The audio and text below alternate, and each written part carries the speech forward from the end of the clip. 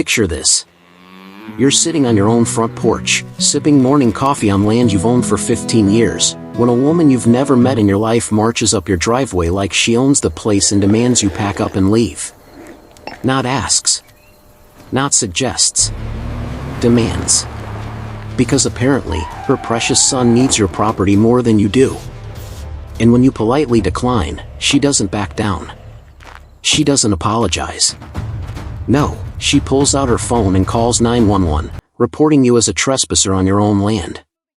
Now, here's where it gets absolutely beautiful. She has no idea who she's talking to. And when she finally finds out, the look on her face is worth every second of what you're about to hear. So buckle up, because this story has more twists than a mountain road, and I promise you, the ending is absolutely chef's kiss perfect. Before we dive into the chaos that's about to unfold, let me set the stage properly because context is everything in a story like this. This isn't just about some entitled person making ridiculous demands. This is about what happens when someone's sense of entitlement collides headfirst with reality, and trust me, that collision is spectacular.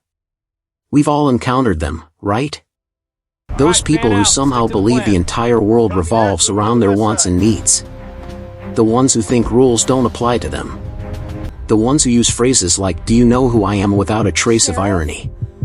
Well, today's story features one of the championship-level contenders in that category, and the beautiful irony is that she's the one who has absolutely no idea who she's dealing with. Now, I'm going to tell you this story exactly as it happened, with all the juicy details, all the uncomfortable confrontations, and that absolutely satisfying conclusion that'll make you want to stand up and cheer. We earned this. But here's the thing about stories like this. They're not just entertaining. They teach us something profound about human nature, about respect, about assumptions, and about why you should never, ever judge a book by its cover.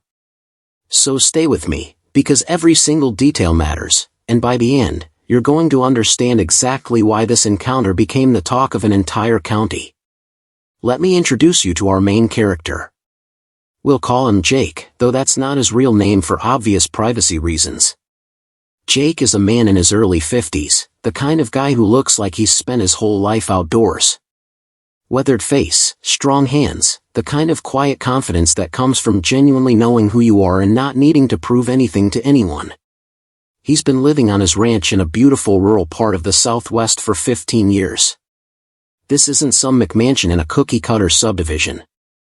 This is 40 acres of genuine, hard-earned property with rolling hills, a main house that Jake built half of himself, stables, and enough open space that you can actually see the stars at night without light pollution ruining the view. Jake bought this land when property values were different, back before the area started developing. He paid for it outright, acre by acre, working extra shifts and saving every penny. This wasn't inherited wealth or lottery winnings. This was blood, sweat, tears, and 15 years of mortgage payments that he finished 5 years early. The ranch isn't just property to Jake. It's his dream realized. It's where he raised his kids. It's where he plans to retire fully someday. It's his sanctuary from a job that, while rewarding, can be incredibly stressful. Now here's the detail that makes everything else make sense. Jake isn't just some random ranch owner. Jake is the county sheriff. He's been in law enforcement for 26 years, working his way up from patrol deputy to his current position through dedication, fairness, and the kind of integrity that makes people respect you even when they don't like the ticket you just wrote them. He's the kind of sheriff who still goes on calls, who knows most of the people in his jurisdiction by name, and who believes in his heart that the badge means service, not power. But here's the thing about Jake that becomes critically important to our story. When he's on his ranch, he doesn't look like a sheriff. He looks like a rancher. Worn jeans, work boots, flannel shirts, maybe a beat-up baseball cap. There's no uniform, no badge on display, no patrol vehicle in the driveway announcing his profession to the world. On his property, on his time off, Jake is just a guy who likes working with his hands, tending his land, and enjoying the peace and quiet he's earned. He doesn't need to announce his position. He doesn't need validation. He's comfortable enough in his own skin that he doesn't require external symbols to define him. This is important because it explains everything about how our antagonist completely misread the situation. About 3 years before our main event, things started changing in Jake's area. A developer bought several hundred acres of adjacent land and started putting in what they called luxury estate homes. Now, if you've ever lived through your rural area getting developed, you know exactly the mixed feelings this creates. On one hand, development means better roads, maybe some new restaurants, improved services. On the other hand, it means traffic, noise, and most significantly, new neighbors who often have very different ideas about what rural living means. These weren't farms or ranches. These were 5-acre parcels with houses that cost upward of $1 million, occupied by people who wanted the prestige of saying they lived on a country estate while still having every urban convenience within 15 minutes. The kind of people who moved to the country and then immediately complained about roosters crowing, the smell from actual working ranches, or the fact that tractors sometimes used the roads. With these new developments came something Jake had never encountered in his area before. A homeowners association. Now, let me be crystal clear about something. HOAs can serve legitimate purposes in certain contexts. They can maintain common areas, handle shared services, and mediate neighbor disputes. But they can also become little fiefdoms where people with too much time and not enough perspective wield their tiny amount of authority like they're running a kingdom. This particular HOA was aggressive. They started sending letters to existing property owners who weren't even part of their development, suggesting that for neighborhood consistency, everyone should follow their guidelines. They wanted to dictate fence styles, paint colors, landscaping choices, and property maintenance standards. They sent Jake 3 letters in the first year. He ignored all of them, because here's the legal reality. His property wasn't part of their development. He had never signed any HOA agreement. They had exactly zero authority over his land, and as a sheriff who understood property law quite well, Jake knew this absolutely. But ignoring the letters didn't stop certain individuals within the HOA from believing they had authority they simply didn't possess. And this brings us to our antagonist. Let's call her Margaret. Margaret was the HOA president, a position she took very, very seriously. Too seriously. The kind of seriously where she spent 4 hours a day patrolling the neighborhood looking for violations. The kind of seriously where she kept a binder with photos of every property and detailed notes about every perceived infraction.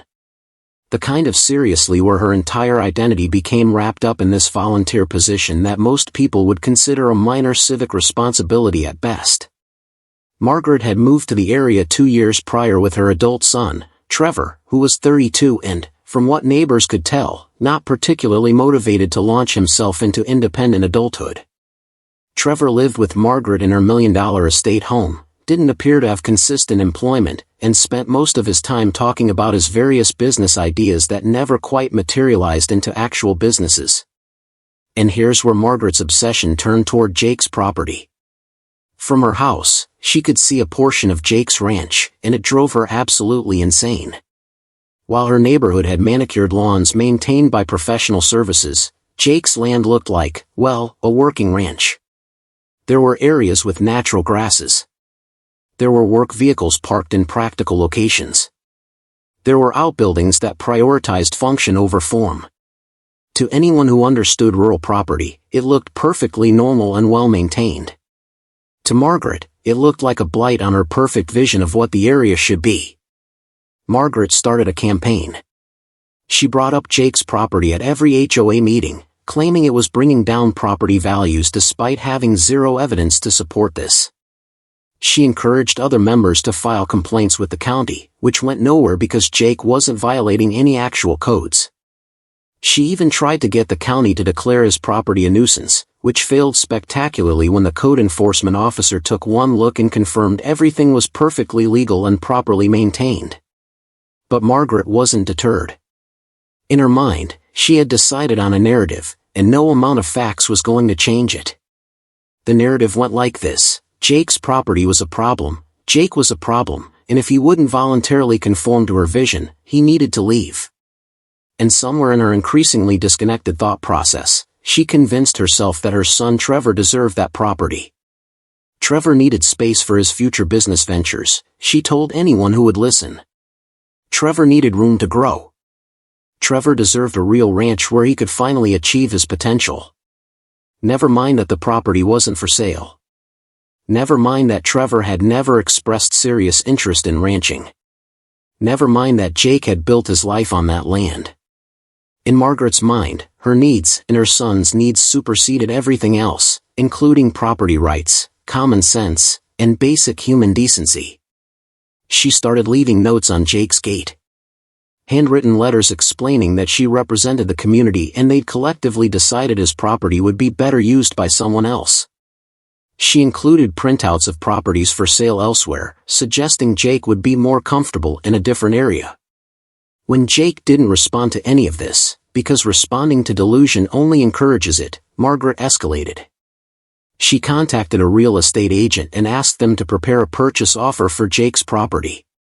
The offer came in at roughly 60% of the market value, with a letter explaining this was a fair price given the property's current condition. Jake responded to that one, with a polite but firm letter from a real estate attorney explaining the property was not for sale at any price and any further unsolicited offers would be considered harassment. Most people would have taken the hint. Margaret took it as a challenge. Which brings us to that Saturday morning. Jake was 3 weeks into a rare stretch of vacation time. He'd been working a difficult case, putting in 16-hour days, dealing with the kind of stress that comes with serious crime investigations, and he was finally getting some time to decompress. His plan was simple: spend the week working on ranch projects, catch up on maintenance, and remember what it felt like to not have the weight of public safety on his shoulders every waking moment. It was about 9 in the morning. Perfect weather. Light breeze. The kind of morning that reminds you why you chose to live where you live. Jake was on his front porch, coffee in hand, mentally planning out his day. He was wearing what he always wore on ranch days: old jeans with actual dirt stains from actual work, a faded t-shirt from a charity run he'd done 5 years ago, work boots that had seen better days, and a baseball cap so worn the logo was barely visible. He heard the car before he saw it. The aggressive engine revving that some people think makes them sound powerful but actually makes them sound insecure. A luxury SUV, spotlessly clean despite traveling on rural roads, came speeding up his private driveway. The driveway that clearly has a private property sign at the entrance. The driveway that's a good quarter-mile long, giving trespassers plenty of time to realize they shouldn't be there. The SUV skidded to a stop in front of Jake's house in a spray of gravel, and out stepped Margaret. She was dressed like she was heading to a country club, not confronting someone on a working ranch. Designer athleisure wear, expensive sunglasses, perfectly styled hair, and an expression that Jake would later describe as entitled fury. She didn't introduce herself. Didn't offer a greeting. She marched up to the porch steps, stopped with her hands on her hips, and said, "I need you to start packing." Jake, who had dealt with thousands of confrontations in his career and learned long ago that staying calm was the most powerful tool available, simply took a sip of his coffee and said, "Excuse me?" "You heard me," Margaret continued, her voice rising. "This property is being transferred to new ownership. My son needs this land, and you've had plenty of notice. I expect you to be out within 30 days. Now, Jake could have explained who he was right then. Could have shut down the entire situation immediately. But something made him pause. Maybe it was professional curiosity about how far someone would actually take this. Maybe it was the entertainer in him wanting to see how the story played out. Or maybe, just maybe, it was the satisfaction of knowing this person was digging themselves into a hole and he was content to let them keep digging. "I'm not sure where you got your information," Jake said calmly, "but this is my property. I own it. It's not for sale. It's not being transferred. And you're currently trespassing." Margaret's face flushed red. "I am the HOA president, and I represent this entire community. We've made a collective decision about this property, and your cooperation isn't optional. This land is needed for someone who will actually use it properly. Someone who understands property values and neighborhood standards. Someone who isn't letting it fall into disrepair and bringing down values for everyone else." Jake looked around at his well-maintained property, at the fresh paint on his barn, at the neat fencing he'd just repaired the week before, at the gardens his wife had spent years cultivating. "Disrepair," he said, more amused than angry. "Ma'am, I think you're confused about a lot of things. Starting with your authority, which is exactly 0 over this property, and ending with your assessment of its condition." "Don't condescend to me," Margaret snapped. "I know exactly what I'm talking about. I've been documenting every code violation, every eyesore, every problem with this property for 2 years. I have binders of evidence." "Evidence of what, exactly?" Jake asked, still maintaining that infuriating calm that was clearly making Margaret even more agitated. "Evidence that you're not fit to own this land. Evidence that my son deserves this opportunity. Evidence that you're being selfish and stubborn and refusing to do what's right for the community." This was the moment that Jake's wife, Sarah, came out onto the porch. Sarah was a nurse, currently between shifts, and she took in the scene with the practiced assessment of someone who'd spent decades dealing with people in crisis. She walked up next to Jake, slipped her hand into his, and said quietly, "Everything okay, honey?" "Just fine," Jake said, giving her hand a squeeze. "This is our neighbor Margaret. She's under the impression we're moving." Sarah's eyebrows went up. "Moving? We just redid the kitchen. Why would we move?" Margaret turned her fury on Sarah. "Because your husband is being unreasonable. Because this property is wasted on people like you. Because my Trevor needs this space and you're being selfish by staying here." Sarah's expression went from confused to cold in about 3 seconds. "People like us," she said, her voice dangerously quiet. "What exactly do you mean by that?" Margaret waved her hand dismissively. "People who don't understand property value. People who are content with mediocrity. People who don't have vision for what this land could be. What it could be." Jake interjected. "It's a working ranch. It's exactly what it's supposed to be. And more importantly, it's ours. Now, I've been patient, but I'm going to ask you one time to leave my property before this becomes a legal issue." "A legal issue?" Margaret actually laughed, a sharp, bitter sound. "You're threatening me with legal action? Do you have any idea how many lawyers I have access to? Do you know how connected I am? I play tennis with the mayor's wife. My brother-in-law is a state congressman. You do not want to make an enemy of me." Jake felt Sarah's hand tighten on his. He knew that grip. That was her let me at her grip. He squeezed back gently, a silent request to let him handle this. "Ma'am," he said, his voice still calm but with an edge now, "I don't want to make an enemy of you. I don't want any kind of relationship with you. I want you off my property. That's all. I'm not leaving until you agree to sell. Then you're going to be here for a very long time, because that's not happening." Margaret pulled out her phone. "Fine. You want to do this the hard way? We'll do it the hard way." She started dialing. "I'm calling the police. I'm reporting a squatter on property that doesn't belong to him. I'm reporting someone who's threatening me. I'm reporting a dangerous situation that requires immediate law enforcement response." Jake and Sarah exchanged a look. Sarah's expression said, "Is this really happening?" Jake's expression said, "Apparently so." They both stayed quiet, watching as Margaret put the phone to her ear. "Yes, I need to report an emergency," Margaret said dramatically when someone answered. "I'm at a property that's been illegally occupied. The people here are refusing to leave and they're threatening me. I'm the HOA president and I have every right to be here conducting community business. And these people are being hostile and aggressive. I need officers here immediately." Jake could hear the dispatch operator's voice, calm and professional, asking for the address. Margaret rattled it off. The operator asked for her name. Margaret provided it with the kind of emphasis that suggested she expected recognition. The operator asked for more details about the threat. Margaret elaborated, claiming Jake had advanced toward her in a threatening manner and she feared for her safety. Jake hadn't moved from his spot on the porch. Sarah hadn't moved from beside him. Both of them were clearly visible, clearly calm, clearly not advancing toward anyone. But Margaret was committed to her narrative now. "They're probably armed," Margaret continued, really warming to her story. "This is a dangerous situation. These people are clearly unstable. They're refusing to comply with legal requirements to vacate the property.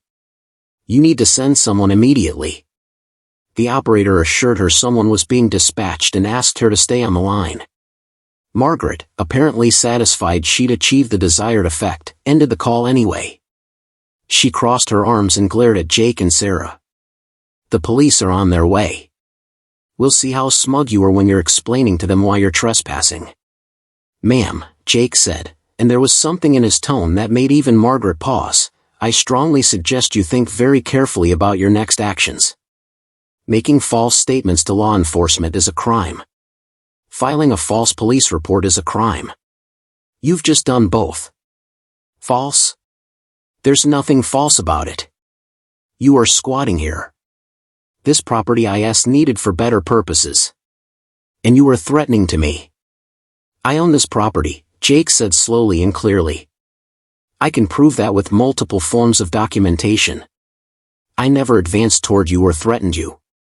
My wife is a witness to that. And I'm going to guess my security cameras have captured this entire interaction." He gestured casually to several discrete cameras positioned around the property. "So when law enforcement arrives, they're going to have a very clear picture of what actually happened here." For the first time, Margaret looked uncertain. "Security cameras?" "Of course," Sarah said sweetly. "It's a rural property. Security is important. Those cameras have audio too, so your entire confession about making false statements is recorded." Margaret's face went through several color changes. You can't. I'm the HOA president. I have authority here." "You're the president of an HOA that has exactly zero jurisdiction over this property," Jake said.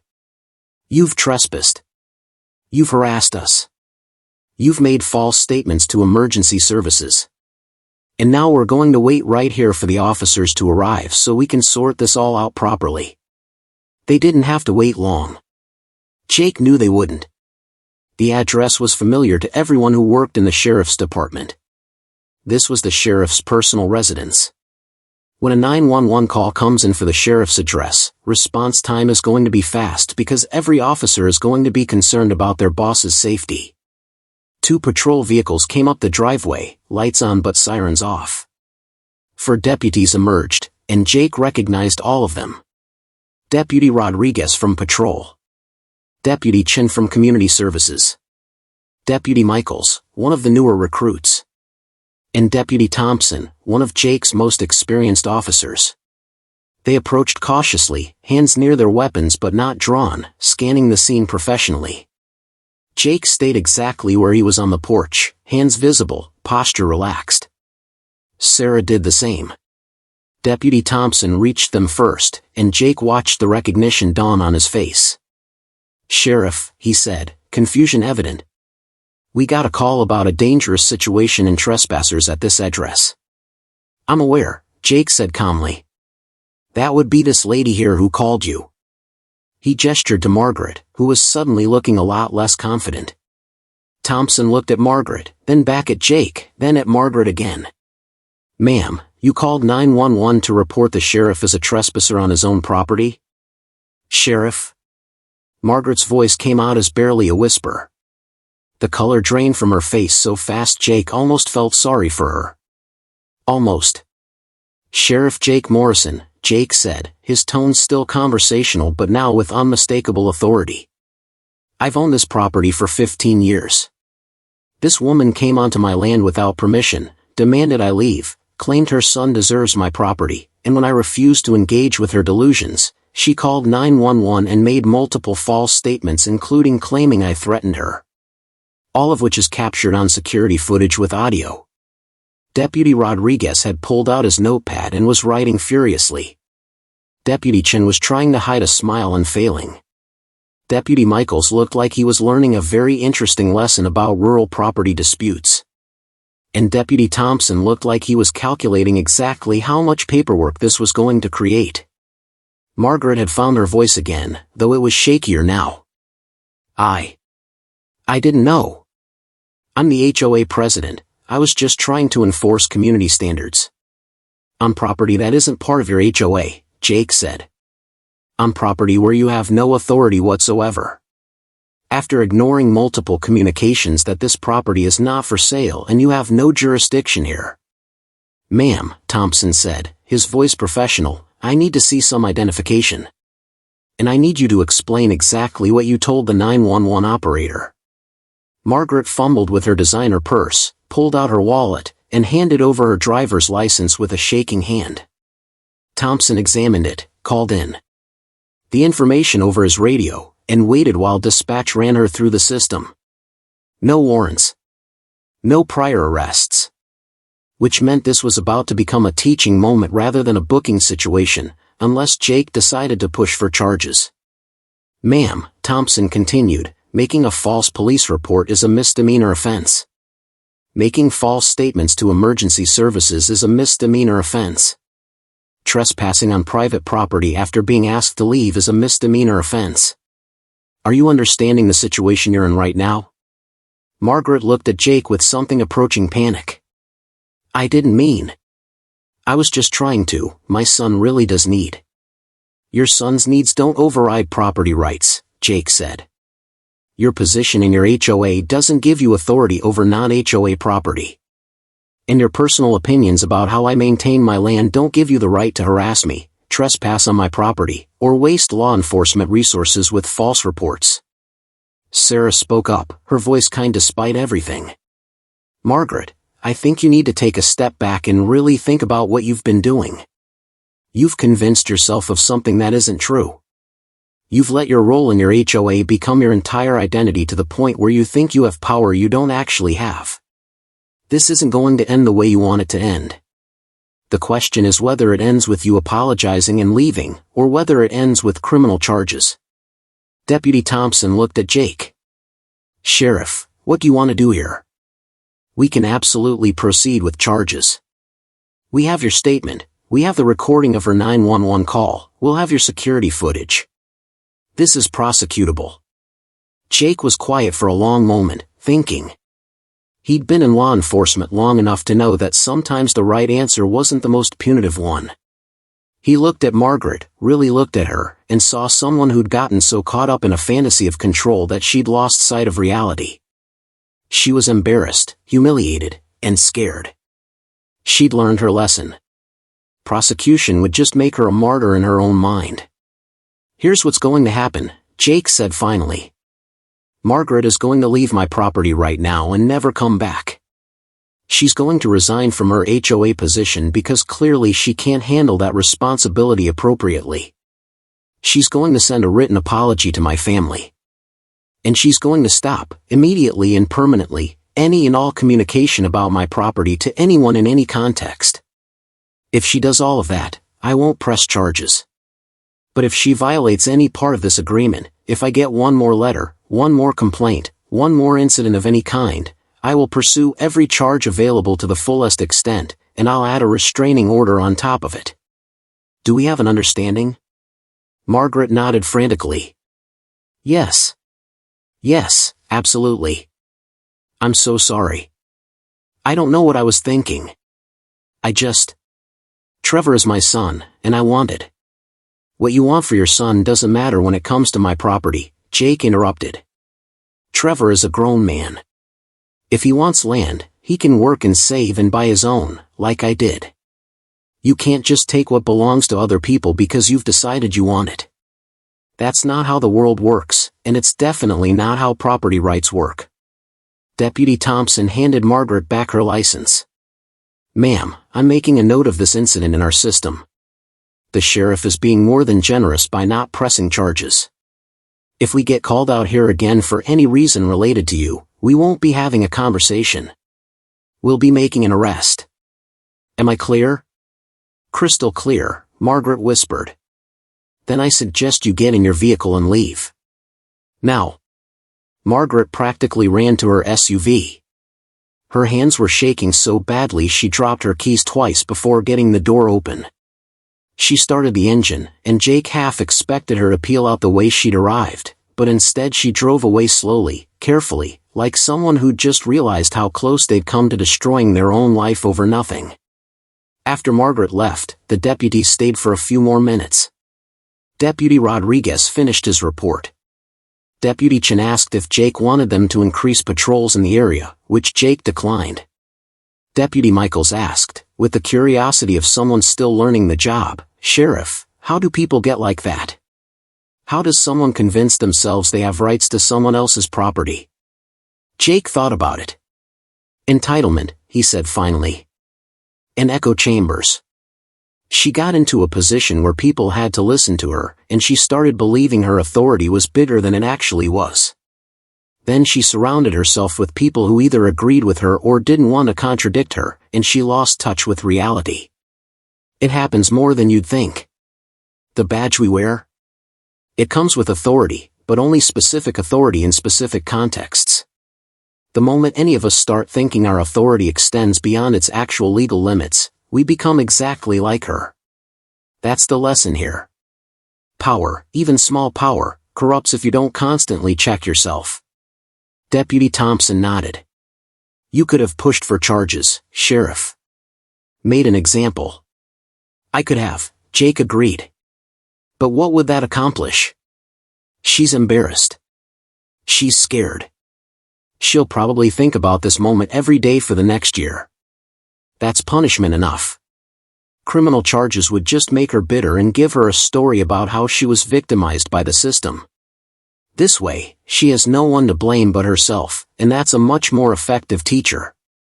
After the deputies left, Jake and Sarah sat back down on their porch. Their coffee was cold, but the morning was still beautiful. Sarah leaned against Jake's shoulder. "You're a better person than I am," she said. "I wanted to watch her get arrested. Someone who doesn't want it back. The recognition you think you deserve but haven't actually achieved. Life doesn't care what you think you deserve. You get what you work for, what you earn, what you create, what people voluntarily give you. That's it.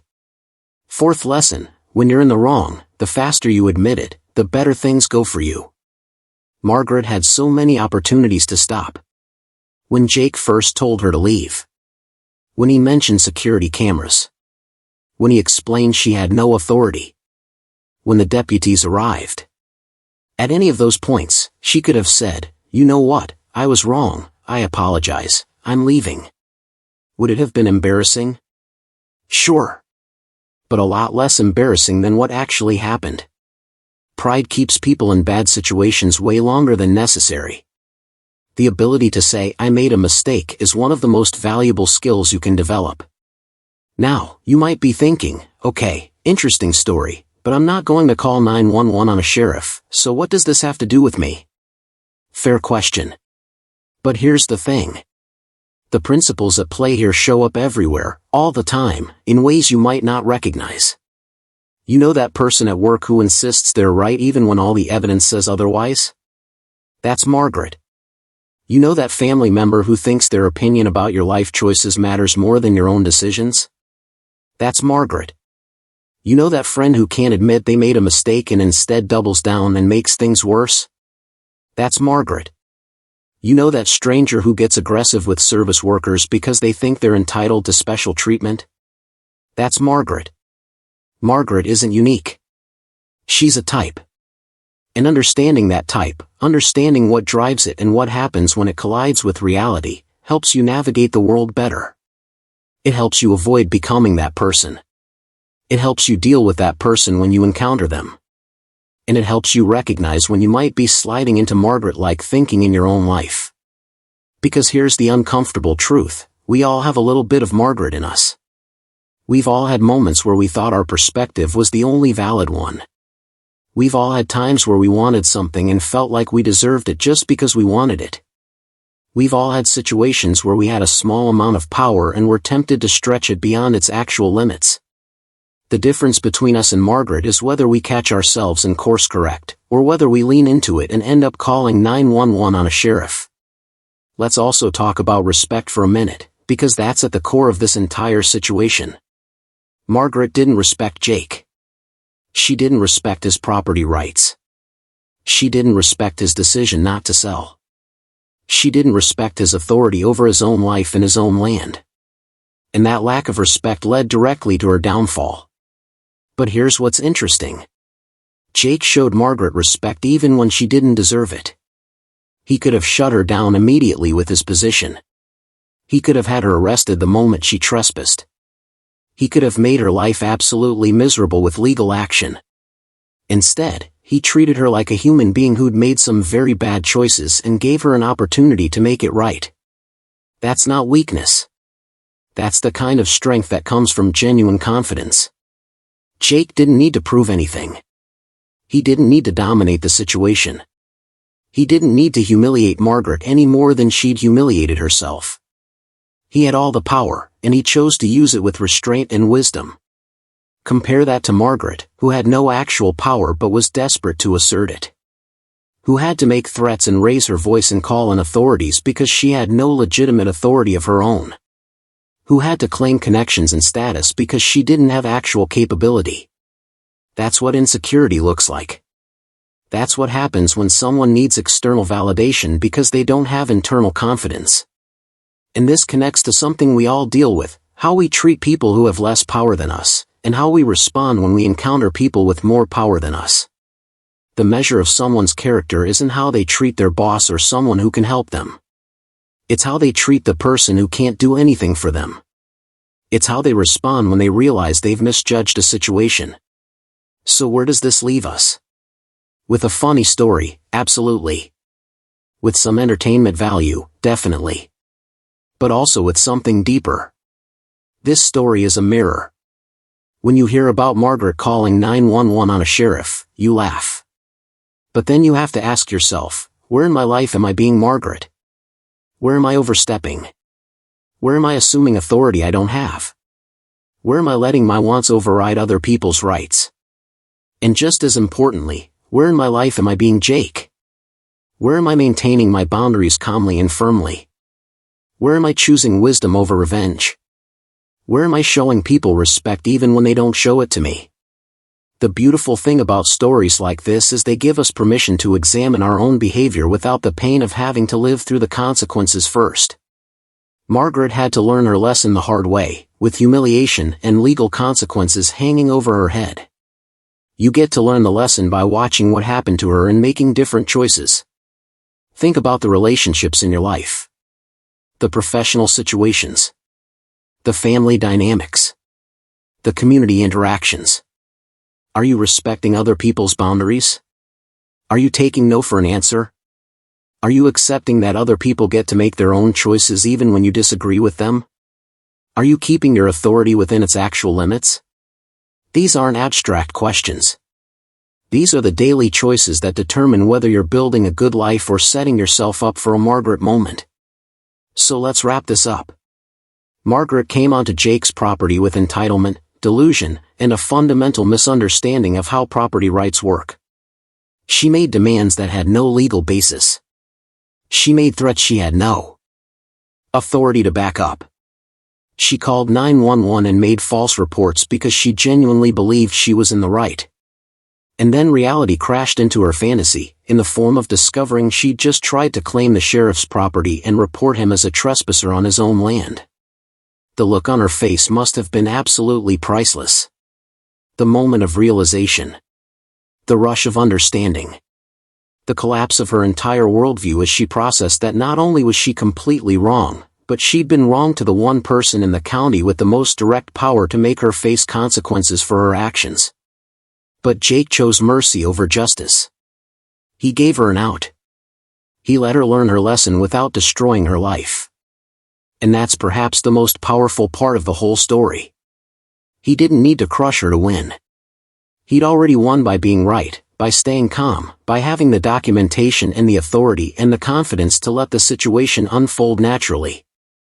If you take one thing from this story, take this: reality always wins eventually. You can lie to yourself. You can believe your own delusions. You can surround yourself with people who won't contradict you. You can strut around acting like you have power you don't actually have. But eventually, reality shows up. And when it does, the only question is whether you're prepared to accept it with grace or whether you're going to be Margaret, standing in a sheriff's driveway, realizing you've called 911 on the one person you absolutely should not have messed with. Choose wisdom. Choose humility. Choose respect. And when you do encounter a real-life Margaret, remember Jake's example. Stay calm, know your rights, document everything, and let them dig their own hole. Reality will handle the rest. Thanks for sticking with me through this entire story. If you enjoyed it, if it made you think, if it entertained you or taught you something, let me know in the comments. Share your own Karen encounters. Tell me about times when someone's assumptions about you were absolutely wrong. And definitely let me know, would you have pressed charges, or would you have done what Jake did? I'm genuinely curious how different people would handle that situation. Until next time, remember, respect costs nothing, boundaries matter, and never, ever call 911 on someone unless you're absolutely certain you know who they are and what's actually happening. Because you never know when that person in work clothes on a modest ranch is actually the sheriff, and your entire day is about to go sideways in the most spectacular way possible.